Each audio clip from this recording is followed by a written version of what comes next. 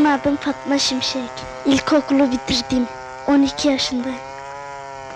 Babam tahtacılık yapıyor.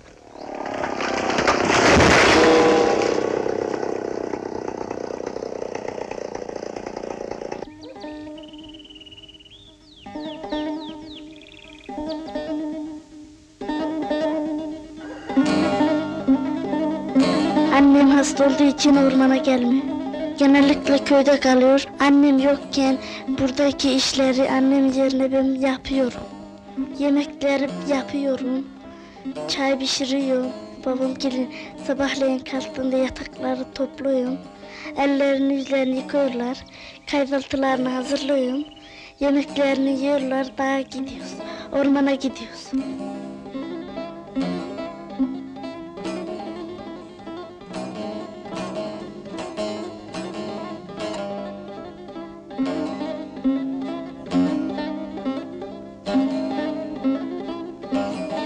Bizim köy bütün tahtacılığa çıkar, oradan ormanla idare olurlar.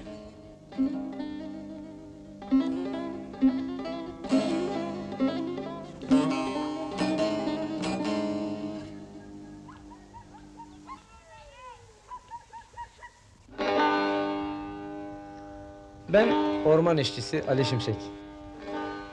Bize genel olarak tahtacı diyorlar. Bunun ben temelinden başlamak istiyorum bir yerde. Ki tahtacılık deyince bazı çevreler özü görmüş gibi bunu başka bir tanımda değerlendiriyorlar. Tahtacılık, Adem'in beşiğinden, Kabe'nin eşiğinden dediği gibi bir sanattır her şeyden evvel. Bu ne bir zümrenin ismidir, ne bir zenci davasına benzeyen bir şey değildir. Sadece demirciye demirci, kalaycıya kalaycı dendiği gibi ormandan tahta biçen, ağaç yapan insanlara da tahtacı deniyor. Tanımlaması kısaca bu. Biz her şeyden önce sahipsiz bir işçi kütlesiyiz. Sahipsiz diyeceğim çünkü ne sosyal ne ekonomik hiçbir dayanağımız olmadığı gibi bizi temsil eden bir yetkilimiz de yok. Neymiş? Biz sigortaya kapsamına giremiyormuşuz. Nedenmiş? Efendim bunlar vadi fiyatla, şartnameyle çalışıyorlarmış. Kanunlar nazarında bile orman işçisi şu veya budur anlamında hiçbir belirti yoktur. Bu çok acıdır. Biz devlet bütçesinden milyarlar akıtan orman işçisi toplumu bunun karşılığını alamadığımız gibi en ufak bir dayanağımız olmuyor. Sosyal, ekonomik haklardan yoksun kalıyoruz. Herhangi bir kaza anında hayatımızı kaybetmemiz bir an meselesi.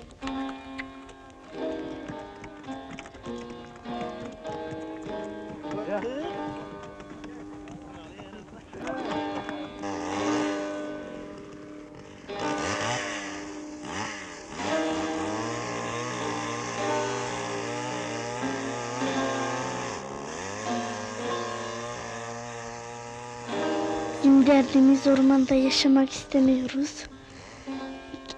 Ya köyde durmalıyız, bir gelirimiz olmalı, köyde durmalıyız.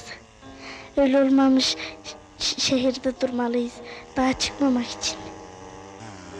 Onun için hiçbirimiz de dağa gitmek istemiyoruz. Ağacın çok işleri var, adam yoracak. Ağacı yıkıyorsun, metreini ölçüp kesiyorsun, kabuğunu soyuyorsun. Odunlarını topluyorsun, odunu çekiyorsun, tomruğunu çekiyorsun. Teslim ediyorsun, bir sürü işi var.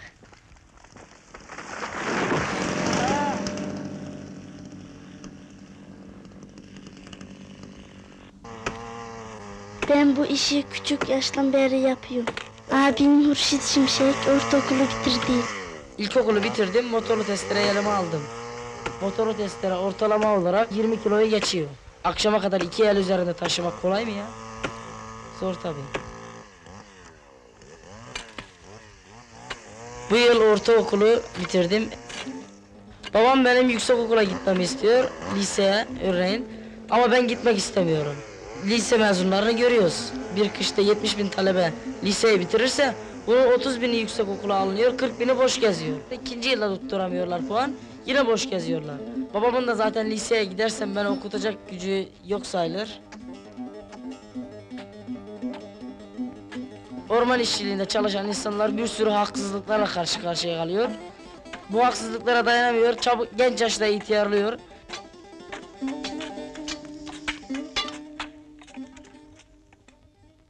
35 yaşındayım, ismim Ahmet Kara. Sakalım apapak, kafamda tüy kalmadı. Ağzımın ön tarafta 5 diş var, azı tarafım tamamen öyle. Bizler sahipsiziz.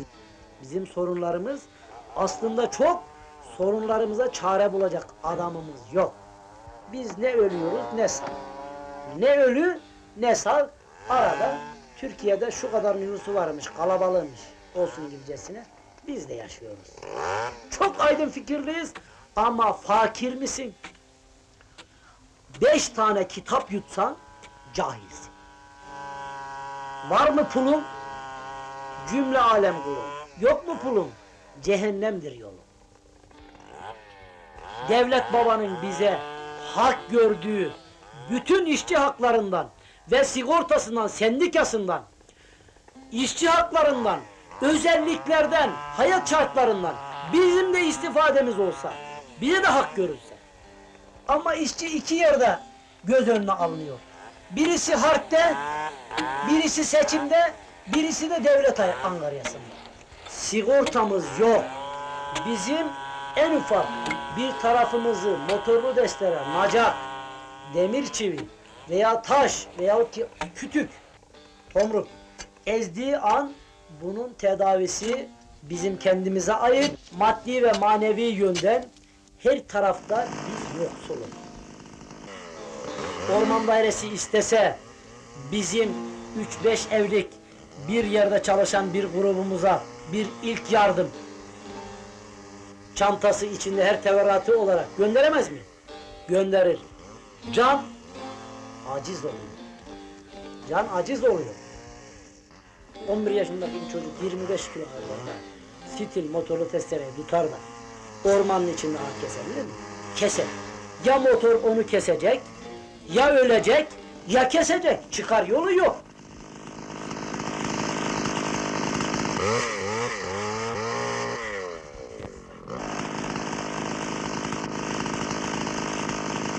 Bizdeki iş işleyen çocuklar ekmeğini pekmezine dek getiren yerde inanın oyuncak ister oynamak için, özel oyuncaklar ister fikrine göre. Sanki bizim çocukların gözleri mi kör? Ayakları felçli mi? Allah etmesin. Onlarında menengiç hastalığı mı var? Yok. Onlar kadar Türkiye'ye yararlı olsun diye biz çocuk okutamaz mıyız? Okuduruz. Ama nasıl okudalım? Nasıl okudalım?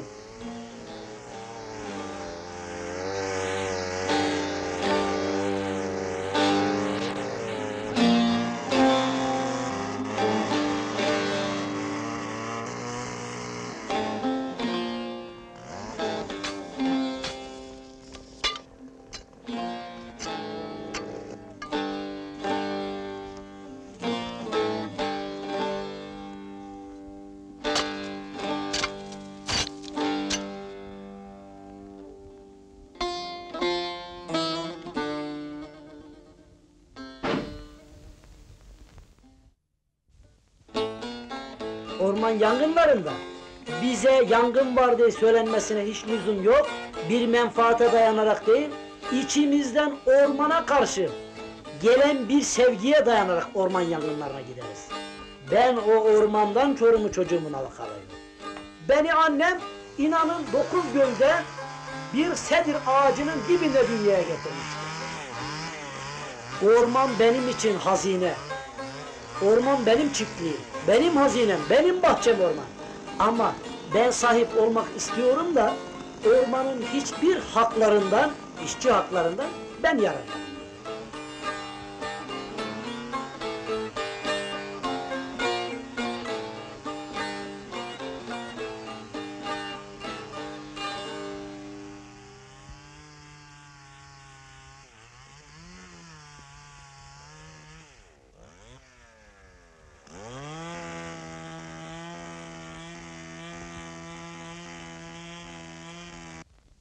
Elif Şen benim adım.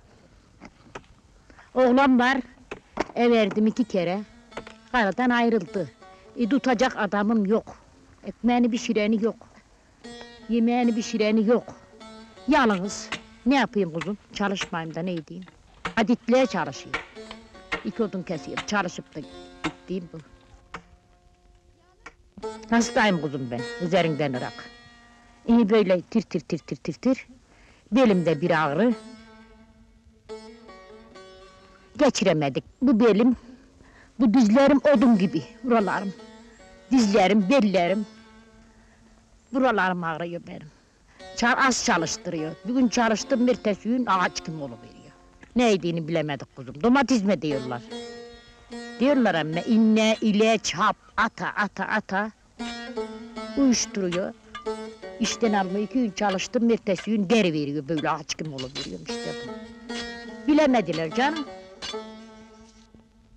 Kendim veriyorum ya, kendim veriyorum. İlaç parasını da kendim veriyorum. Muayene parası 200 lira para veriyorum ben. Bakmıyor. Devlet böyle 5 kuruşluk bir şey almıyor da vermiyor da bir defa bakmıyor da. Yatarsan işte yatak parasını almıyor. Ona yalan yok.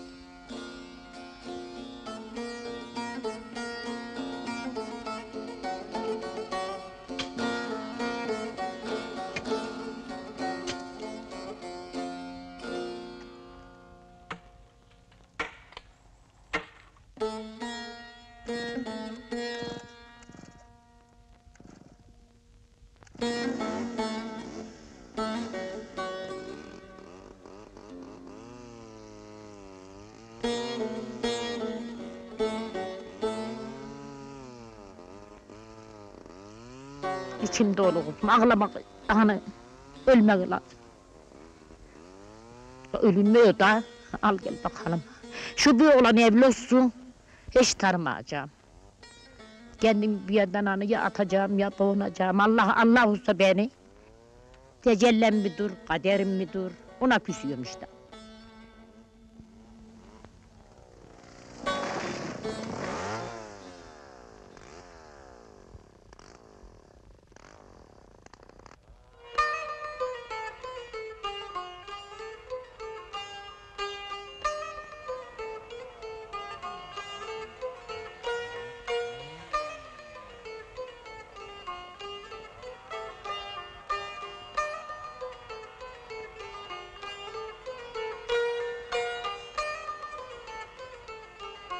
Patates yaparım.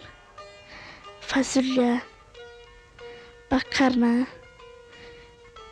Pilav.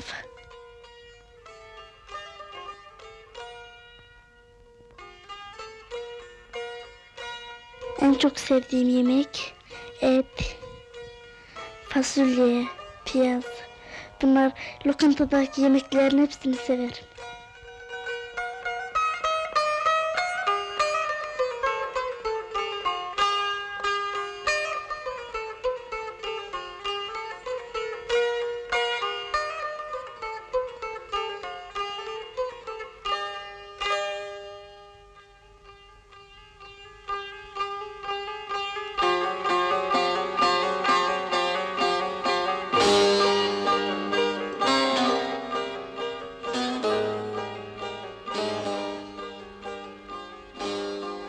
Gördüğüm en güzel rüya, annem babam ben yoldan gidiyorduk, arkamızdan küçük boylu bir dede geldi.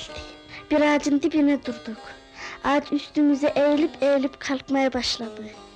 O dede yanından kaçın dedi, ağaç üstümüze göçer dedi.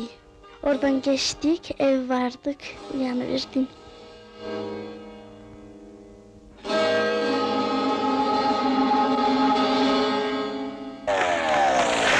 Motorla ardış ağacı keserken motorun uç kısmı budağa dokunarak tuttu parmağıma, üst tarafını kesti.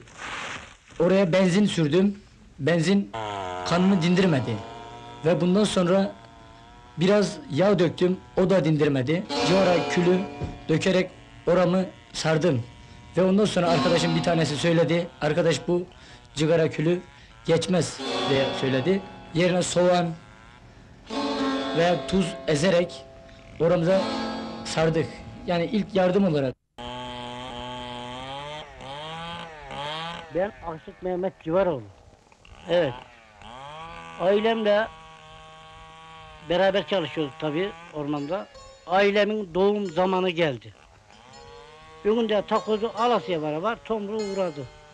Ailemin olmasına vurunca yani tomruk az hızlı dokan diye itti biraz.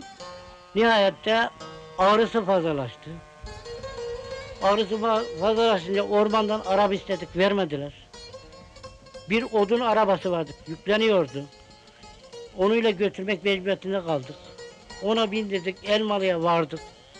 Öğlen ölü olarak doğumu yaptım. Akşamla da vefat etti. Ailem öldükten sonra çocuklara baktım. Ailem öldükten sonra bir ağıt yaktım. Balıklarım su içinde boğuldu. Yurdum göçtü birer birer dağıldı. Harmanlarım kış gününde savruldu.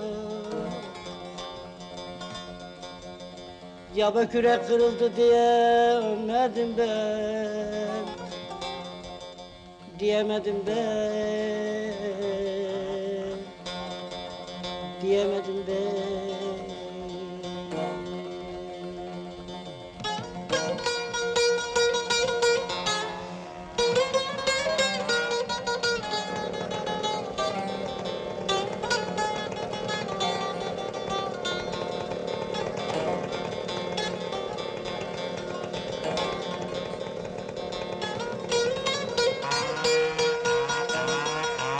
İyi Salman'da arkadaşlar yabanı,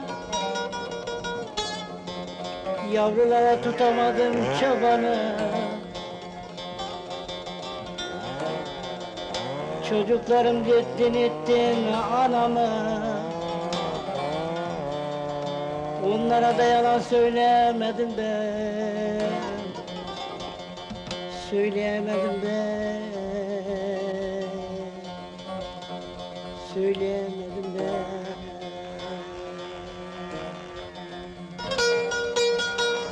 Çocuklarım da ettin anamı.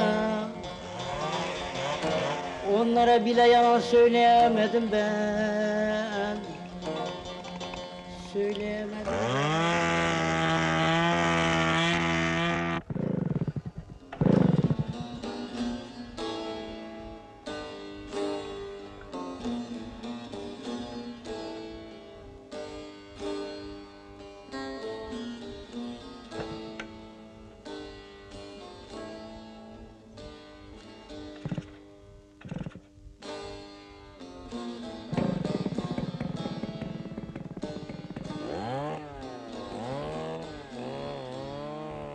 Annem babam ihtiyar. Onun için onlar çalışamıyor. Oğlan kardeşim var küçüğüm 17 yaşında. Kendim 20 yaşındayım. Onunla çalışıyoruz. Aynı zamanda lise öğrencisiyim. Kışın okuyorum, yazın çalışıyorum. Liseyi bitirdikten sonra kazanabilirsem üniversiteye tıp bölümünde okumak istiyorum. Tıp bölümünde okumamın sebebi de bazı buralarda yaralı olaylara tanık oldum. Onun için halkımın bütün dertlerine ortak olabilmek için tıp bölümünde okumak istiyorum.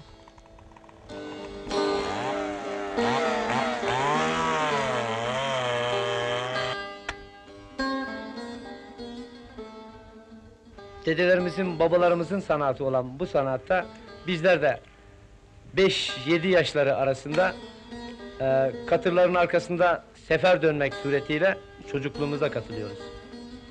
Ki bugün Seza çağının gelişim yönlerinden biz de istifade etmeye başladık ki kesim motoru yani motorlu testereler meydana geldi. Bu testereler bize ekonomik güç, enerji tüketimi yani bedenen çalışmadan daha kolay, daha olumlu, daha verimli üretim yaptırıyor. Malum bugün bir testerenin fiyatı 25-30 bin lira arasında.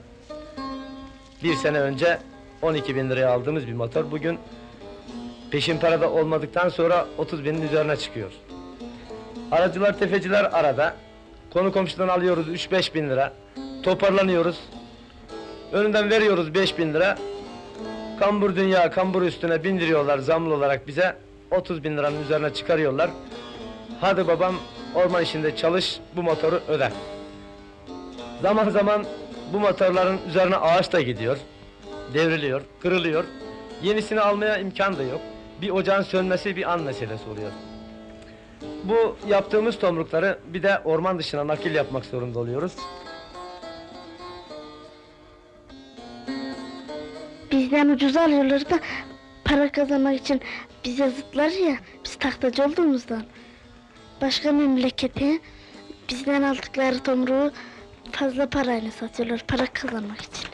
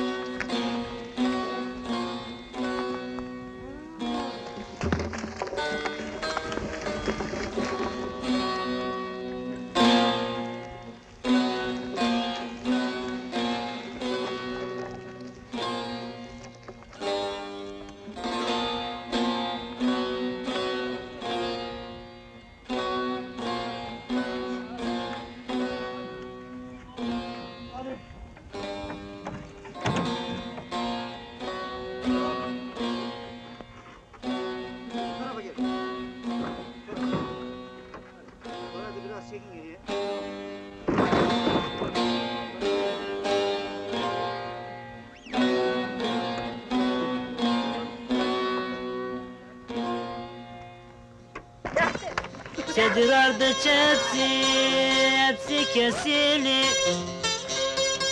Biz işçiler neden böyle ezilir? İşine gelen şartnameler yazılı. İşçinin şartını haksız diyorlar, haksız diyorlar.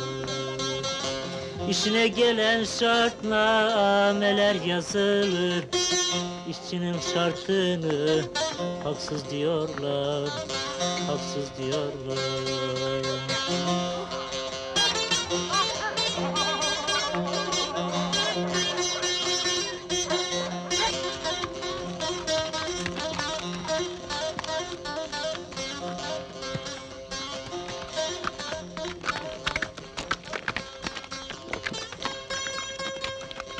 İlkokulu bitirdikten sonra ortaokula girmek istiyorum diye babam vermez. Annem hasta. En büyük ablam da yok. Evin işine kim bakacak? Sen de susar isen ahmak diyorlar. Acaba bizleri de gören olur mu? Gören olur mu? Sen de susar isen ahmak diyorlar. Yazın biraz çalışıyor. Kış geldi mi sehile gidiyor. Kışla o köye kar yağıyor. Kışla o sehilde. Yazında ormana çıkıyor. Sehilde ta başka uzak memleket. Kar yağmur yağmayan yerler. Ben böyle göç etmeyi sevmiyorum. Hemen lezir oluyor. Göç sarıp göç çıkılıyor. Her yerden her yere göçüyor. Bir yerde durdun mu hemen durmalısın. Yerde durdun mu bir gelirin olmalı, orada yiyip yatmalısın. Ben devamlı bir yerde kalmak istiyorum. Bir evim olmasını istiyorum.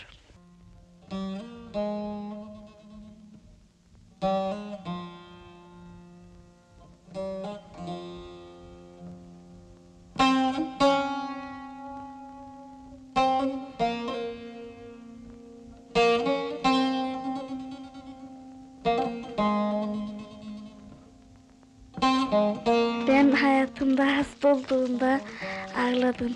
Başımda ne ağlayayım? Abim döver ağlarım. Annem azarlar ağlarım. Babam hiçbir şey yapmaz. Babam beni çok sever. Biz cuma, salı günleri istirahat yaparız. Çok yoruluruz da o gün istirahat günüdür. Okusam öğretmen olmak isterdim. Öğretmen olmak iyi, maaş aylık alıyor. Doktor da olsam olurdu. En istediğim şehirde yaşamak. Orada bir aylıklı bir memur olacaksın. Şehirde yaşayacaksın. Şehirde rahat ediliyor, dağ gibi ilezir olunmuyor. Hem de aylık alıyorum, memur olayım da. para kazanıyor. Biz aylıklı değilik ki. Biz ormanda çalışıyoruz. Onlar şehirde. Devlet bizi ne etsin? Biz ölesi ormanda yaşarız. Ölesi ormanda yaşarız.